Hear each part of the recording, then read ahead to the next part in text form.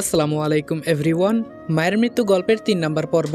তো চলো বেশি কথা না বলে গল্প শুরু করা যাক। প্রায় ১০ মিনিট পর মায়ের সাথে আম্মু আমার রুমে প্রবেশ করলো। মায়া কান্না করতে করতে চোখ মুখ লাল করে ফেলেছে। এসব দেখে আমার শরীর আরো জ্বলে যাচ্ছে। কুকাম করে আবার ভাব দেখায়, দাঁড়া মায়া, তোকে জন্মের ঠিক করে ছাড়বো আমি। আম্মু সরাসরি আমার সামনে এসে ঠাস ঠাস করে আমার গালে ২টা চড় দিয়ে বলল, আমি কি তোকে এই শিখিয়েছিলাম? ছোট ভাই হয়ে বড় বোনকে ভালোবাসার প্রস্তাব দিস? ছি, তোর লজ্জা করে না? ও তোর চাচাতো বোন হয়, আবার তোর থেকে সিনিয়র। তুই কিভাবে এমন করতে পারিস? আবার আজে বাজে কি সব কথা নাকি বলিস? মায়ের দিকে তাকিয়ে দেখি আমার দিকে চোখ টিপ দিয়ে মুচকি হাসছে। আমি এবার বিছানার উপর বসে বললাম, আম্মু জানো, যখন আমি ছোট থেকে বড় হয়েছি তখন থেকে আমি শুধু একটা ভুল করেছি, এই মায়াকে প্রেমের প্রস্তাব দিয়ে। আর এখন জানো, ওর চেহারা দেখতেও আমার ঘৃণা করে। যার ভেতরে এত নোংরামি ভরা তাকেই কি না আমি শেষমেশ প্রেমের প্রস্তাব দিয়েছি। ওকে তো আমার বড় বোন বলতেও লজ্জা করছে, নষ্টা কোথাকার। মায়া এবার কান্না করে বলল, দেখো চাচি, তোমার সামনেও। আম্মু কিছু না বলে রুম থেকে চলে গেল। কিছুক্ষণ পর লম্বা একটা লাঠি এনে আম্মু আমাকে ইচ্ছামতো মারতে লাগলো। আমি শুধু চুপচাপ দাঁড়িয়ে আছি। আমি জানি আমাকে যেমন আমার আম্মু ভালোবাসে ঠিক ততটা মায়াকেও ভালোবাসে। অনেকক্ষণ মারার পর আম্মু ক্লান্ত হয়ে পড়ল। হঠাৎ করে আমার সৎ বাবা রুমে ঢুকে আম্মুকে আটকিয়ে বলল, তোমার মাথা খারাপ হয়ে গেছে? নিজের সন্তানকে কেউ এভাবে মারে? সৎ বাবা আম্মুকে কোনো রকম বুঝিয়ে রুমের বাহিরে নিয়ে গেল। এবার মায়া হাসি মুখে বলল, আমাকে খারাপ বলার পরিণাম দেখেছিস? আর কখনো আমার পেছনে লাগতে আসবি না। যদি আমার পিছু নেস না তাহলে তো দেখলি আমি কি করতে পারি। সাবধানে থাকবি আমার থেকে, ঠিক আছে? এই কথা বলে মায়াও চলে গেল। শরীর থেকে শার্টটা খুলে দেখি অনেক জায়গা থেকে রক্ত বের হচ্ছে। এই সময়ে আবার রিপন কল করলো। ফোনটা রিসিভ করতেই ফোনের ওপাশ থেকে রিপন বলল, তোকে যারা যারা মেরেছে আমি সব কয়টাকে বেঁধে রেখে ইচ্ছামতো মারলাম। এখনো বাধা আছে, কিন্তু আমার মাথায় ধরছে না তোর সৎ বাবা কেন তোকে মারতে চায়। তোদের মাঝে কি কোনো ঝগড়া হয়েছে নাকি? রিপনের কথা শুনে আমি বললাম, রিপন, ওদের তুই ছেড়ে দে, আমি তোকে সবকিছু বলবো। তুই শুধু একটু অপেক্ষা কর। এখন আমাকে এটা বলতো, তুই ওদের কিভাবে ধরলি? রিপন বলল, তুই হয়তো জানিস না আমি কাদের সাথে চলাচল করি। হাত দিয়ে ইশারা করলে সব কয়টার লাশ পড়ে যেত। কৃষকের কাজ করি বলে আমাকে এতটা শান্ত মনে করিস না। আমার বেস্ট ফ্রেন্ডের গায়ে কেউ হাত দিবে, আমি কি সেটা কখনো হতে দিতে পারি বল? আচ্ছা, আজকে কি তোর বাসায় আসবো আমি? আমি বললাম, না, তার আর দরকার নেই। আজকে আম্মুর মেজাজ পুরাই গরম হয়ে আছে। ফোন রাখি, তোর সাথে পরে কথা হবে। ফোনটা রেখে চিন্তা করছি, আমি আমার ঘরেই দুধকলা দিয়ে সাপ পুষি, আর সেই সাপ আমাকে মারার চেষ্টা করছে। ছাড়বো না আমি কাউকে। এসব চিন্তা করতে করতে আয়নার সামনে চলে গেলাম। আয়নার সামনে গিয়ে দাঁড়িয়ে দেখি শরীরের অনেক জায়গা থেকে রক্ত পড়ছে। আম্মু যখন রেগে যায় তখন তিনি তার রাগ কন্ট্রোল করতে পারে না, কিন্তু আজকে যে মায়া মিথ্যা বলে আমাকে এভাবে মার খাওয়ালো। হঠাৎ শুনি আমার রুমের বাহিরে থেকে কে জানি দরজায় ঠোকা দিচ্ছে। আমি একটু জোরে বললাম, বাহিরে কে? বাহির থেকে বলল, রনি, আমি মিতু, তাড়াতাড়ি দরজা খোল।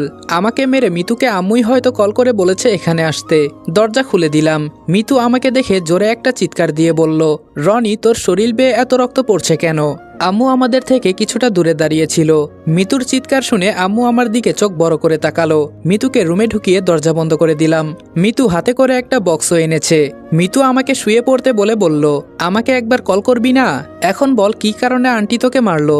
বিছানার উপর শুয়ে বললাম, আম্মুর সামনে মায়াকে বকা দিয়েছিলাম, মানে ওকে নষ্টা মেয়ে আরো অনেক কিছু বলেছি, এজন্য আম্মু আমাকে মারলো। আর তুই তো জানিস আমার আম্মুর রাগ কেমন। মিতু আমার শরীরে ঔষধ লাগাতে লাগাতে বলল, আমি তোকে কতবার করে বলেছি সবকিছু ভেবেচিন্তে করতে হবে। আমি বলেছি না এত অস্থির হইস না। মায়া যদি সত্যি এরকম করে থাকে তাহলে আমরা মিলেমিশে পরামর্শ করে সিদ্ধান্ত নিব। আমরা কি ছিলাম না? আমি বললাম, বাদ দে মিতু, আমার এখন এসব কথা শুনতে ভালো লাগছে না। তুই হাসপাতালে চলে যা, পরে আবার আমার জন্য তুই বকা খাবি। মিতু বলল, আরে রাখ তোর হাসপাতাল, তোর কি মনে হয় এইদিকে আমার ফ্রেন্ড অসুস্থ আর আমি হাসপাতালে যাব? চাকরি গেলে যাবে। মিতুর দিকে তাকিয়ে বললাম, তোদের মতো বেস্ট ফ্রেন্ড আছে দেখে আজও বেঁচে আছি, না হলে কোন দিনই মারা যেতাম। মিতু বলল, হয়েছে হয়েছে, আর পাম দিতে হবে না। বাহির থেকে স্পষ্টভাবে আম্মুর কান্নার শব্দ শোনা যাচ্ছে। মিতু আমার মাথায় হাত দিয়ে বলল, ঘুমানোর চেষ্টা কর, একটু ভালো লাগবে। আর একটা কথা, আচ্ছা যা পরে বলবো, তবে একটা সুখবর আছে, জানিস কি? আমি বললাম, কি বলবি বল। মিতু সবকিছু গোছাতে গোছাতে বলল, আমরা যখন আসছিলাম তখন রাস্তায় জ্যাম ছিল না, তোর কি মনে আছে? আমি বললাম, আসার সময় বলেছিলি একটা মেয়ের জন্য জ্যাম লেগেছে। এখন কাহিনী বল, কি হয়েছে? মিতু বলল, যে মেয়ের কারণে রাস্তা ব্লক ছিল সেই মেয়েকে বিশ্বের প্রথম সুন্দরী হিসেবে ঘোষণা করা হয়েছে। আর এই মেয়েটা মূলত আমাদের বাংলাদেশের। ওর বাবার এত টাকা পয়সা যে 100 জন মিলে সারাদিন গুনে ওর বাবার টাকা ফুরাতে পারবে না। আর আমাদের গ্রামটাকে ওরা দেখতে এসেছে, কালকে এই জায়গায় মেয়েটা আসবে। দেশ বিদেশে থেকে অনেকেই আসছে ওকে দেখার জন্য। আমি তো মনে করি এই মেয়েকে আমি একবার দেখতে পারলে নিজেকে সৌভাগ্যবান মনে করব। তুই যাবি কি দেখতে? ইস, আমি বললাম হয়েছে হয়েছে, তোকে আর বলতে হবে না। কোথায় থেকে কোন মেয়ে এসে বলেছে বিশ্ব সুন্দরী, তাতেই তুই পাগল হয়ে গেলি। তুই কি কম সুন্দরী? তাহলে আমিও তো তোকে বিশ্ব সুন্দরী বলতে পারি। মিতু লজ্জা পেয়ে বলল, যাহ, তুই যে কি বলিস না। এখন ঘুমা, আমাকে আবার হাসপাতালে যেতে হবে। আর আন্টির সামনে কিন্তু কিছু বলবি না। আমি বললাম বলতে হবে না। মিতু আমার চুলে বিলি কেটে দিতে দিতে বলল, আমাদের না বলে যদি কিছু করেছিস তাহলে তোর খবর আছে, মনে রাখিস। কিছুক্ষণ পর আপনা আপনি আমি ঘুমিয়ে গেলাম। যখন ঘুম ভাঙলো তখন দেখি আমি নড়াচড়া করতে পারছি না। চোখ খুলে তাকিয়ে দেখি আম্মু আমাকে 2 হাত দিয়ে জড়িয়ে ধরে ঘুমিয়ে আছে। হঠাৎ দেখি এক ফোঁটা জল আমার চোখ দিয়ে গড়িয়ে পড়ল। এই হলো মায়ের ভালোবাসা। আমাকে কিছুক্ষণ আগে মেরেছে, আর এখন কিভাবে ছোট বাচ্চার মতো আমাকে জড়িয়ে রেখেছে। আসলে মায়ের ভালোবাসার কোনো তুলনা হয় না। চোখ মুখ লাল হয়ে আছে আম্মুর। চোখের পানি মুছে আম্মুর দিকে তাকিয়ে আছি। পৃথিবীর কোনো জায়গায় যদি নিরাপদ থাকে তবে সেটা হলো মায়ের কোল। সন্তানের জন্য নিজে গুলি খাবে, তাও সন্তানকে মরতে দিবে না। আম্মু চোখ খুলে আমার দিকে তাকিয়ে আমার গালে একটা চুমু দিয়ে বলল, আমার উপর রাগ করেছিস বাবা? আমি বললাম, ধুর আম্মু, কি বলো? মা যদি ছেলেকে না মারে তাহলে কে মারবে? আম্মু উঠে আমার হাত ধরে ওয়াশরুমে নিয়ে গিয়ে সুন্দর করে গোসল করিয়ে দিয়ে বলল, কাউকে যদি পছন্দ না হয় দূরে থাকবি, আর যেন আমি এমন কিছু না শুনি। আর মিতু যে ওষুধগুলো দিয়ে গেছে সেগুলো ঠিক মতো খাবি, তাহলে তাড়াতাড়ি তুই সুস্থ হয়ে যাবি। এখন আমি ওষুধ লাগিয়ে দেই, এইদিকে আয়। আমি মাথা নেড়ে সম্মতি দিয়ে বললাম, ঠিক আছে আম্মু। রুমে গিয়ে আম্মু ওষুধ লাগিয়ে দিল। কিছুক্ষণ পর খাবার খেলাম, কিন্তু কোথাও মায়াকে দেখতে পেলাম না। এখন বাজে রাত প্রায় 11টার মতো। ছাদের এক কোনায় দাঁড়িয়ে আছি। হঠাৎ কারো কাশির আওয়াজে পেছনে তাকালাম। পেছনে তাকিয়ে দেখি মায়া দাঁড়িয়ে আছে। আমি কিছু না বলে চুপচাপ দাঁড়িয়ে আছি। মায়া আমার সামনে এসে বলল, কি অবস্থা তোর? আমি হাসি দিয়ে বললাম, দেখ মায়া, আমি তোকে এখন কিছু বলছি না, আমাকে বিরক্ত করিস না, প্লিজ চলে যা এখান থেকে। মায়া বলল, বাব্বা, এতটা রাগ আমার উপর? আচ্ছা বলতো, আমি কি তোর বোন না? এসব কথা বলতে কি তোর একবারও মুখে বাঁধলো না? আমি বললাম, একজন 20 বয়সী যুবতী মেয়ে আর 25-এর ঊর্ধ্বে একজন পুরুষ, তারা যখন সবকিছু ভুলে ভালোবাসার সম্পর্ক করে তখন কি তাদের লজ্জা লাগে না? নাকি তারা বাহিরেও এসব করে বেড়ায়? আমার কথা শুনে এবার মায়া 2 পা পিছিয়ে গিয়ে বলল, মানে তুই কি বলছিস এসব? আমি বললাম, না মানে এমনি বললাম আর কি। কানার তো আবার মনে মনেই জানা আমি জেগে আছি বলে হয়তো অনেক মানুষ বিরক্ত হচ্ছে, তারা তাদের কাজ করতে পারছে না। ছি, মনটা চাইতেছে গুলি করে মেরে ফেলি। মায়া ধপ করে আমার কথা ঘুরিয়ে বলল, রনি, আমি তোকে এখানে একটা কথা বলতে এসেছি। আমি বললাম, কি আর বলবি? যদি বলতেই চাস বলে দে, না হলে এখান থেকে যা, আমাকে বিরক্ত করিস না। মায়া মাথা নিচু করে বলল, আসলে কথাটা হলো আমি তোর প্রেমে পড়ে গেছি। কখনো ভাবি নাই আমি আমার ছোট ভাইয়ের প্রেমে পড়ব। আই লাভ ইউ চাচাতো ভাই। যেই আমি কিছু বলতে যাব তখন মায়া বলল, এখন না, এই উত্তরটা আমি সকালে জানতে চাই। আমি অপেক্ষা করব তোর জন্য। আর বিকালে মার খাওয়ানোর জন্য সরি, মাফ করে দিস। ভালোবাসার জন্য মাঝে মাঝে এমন পরীক্ষা দিতেই হয়, আর সেই পরীক্ষায় তুই পাশও করলি। আমি এখন আসি, ঠিক আছে? উত্তরের অপেক্ষায় থাকবো। এই বলে মায়া চলে গেল। এবার একটা জিনিস আমার নজরে পড়লো, তাই তাড়াতাড়ি মিতুকে কল দিলাম। মিতু ঘুম ঘুম চোখে ফোন রিসিভ করে বলল, এত রাতে কল দিলি কেন? কি হয়েছে? আমি বললাম, সকালে আমাদের এখানে যে বেসরকারি হাসপাতাল আছে না, ওখানে যাবি, গিয়ে দেখবি মায়া নামের কোনো এক রোগী এসেছিল নাকি। যদি এসে থাকে আমাকে সেই রিপোর্টগুলো দিবি, ঠিক আছে? মিতু বলল, হঠাৎ এত রাতে এসব কথা যে বললি? আমি বললাম, কারণ মায়া কিছুক্ষণ আগে আমাকে প্রপোজ করে গেছে। আমি জানি ওরা আমাকে নিয়ে কোনো গেম খেলছে। থাক, আর তোকে বিরক্ত করে লাভ নেই। যেটা বললাম সেটা করবি, বাকি কথাগুলো সকালে বলবো, ঠিক আছে? তুই এখন ঘুমা। মিতু বলল, আরে শোন। আমি বললাম, সকালে বলিস কেমন? এই বলে ফোনটা রেখে দিলাম।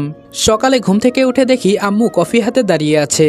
আমি তাড়াতাড়ি বিছানা থেকে লাফ দিয়ে উঠে আম্মুর হাত থেকে কফির মগটা নিয়ে বললাম, আরে আম্মু, তুমি সকাল সকাল কষ্ট করে কফি নিয়ে আসলে কেন? যদি দরকার হতো আমি নিজেই বানিয়ে নিতাম, তুমি আবার কষ্ট করে। আম্মু আমাকে থামিয়ে বলল, হয়েছে হয়েছে, তোর আর কিছু বলতে হবে না, এখন ফ্রেশ হয়ে আয়। আমি যাই, আমার অনেক কাজ পড়ে আছে। এই বলে আম্মু চলে গেল। ফ্রেশ হয়ে কফি হাতে নিয়ে খেতে লাগলাম। হঠাৎ মনে হলো যেন কেউ একজন আড়াল থেকে হাসছে।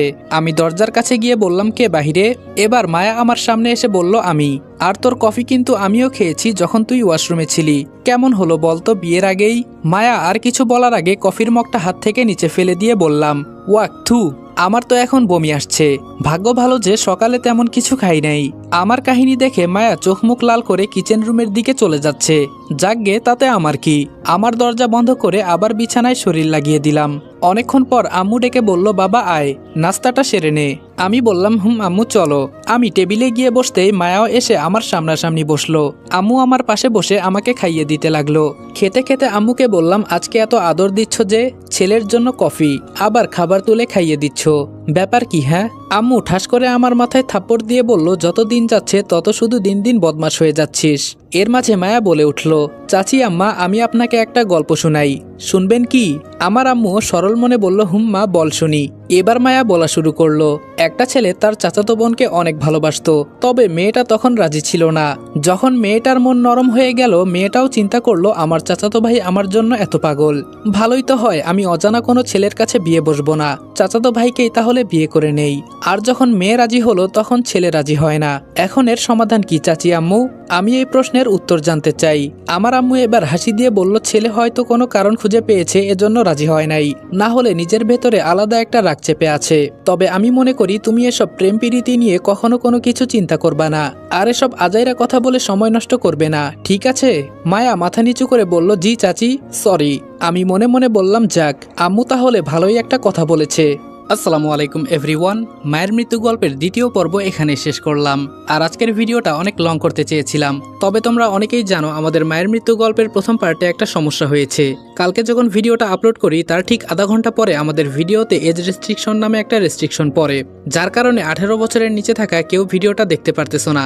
যদিও ভিডিওতে 18+ কোনো কথাই বলা হয় নাই। তো তোমরা যদি এখন চাও পরবর্তী ভিডিওগুলা 20 মিনিট অথবা 20 মিনিট প্লাস দেই, তাহলে এই ভিডিওতে 5000 লাইক এবং 1000 কমেন্ট কমপ্লিট করে দিবা।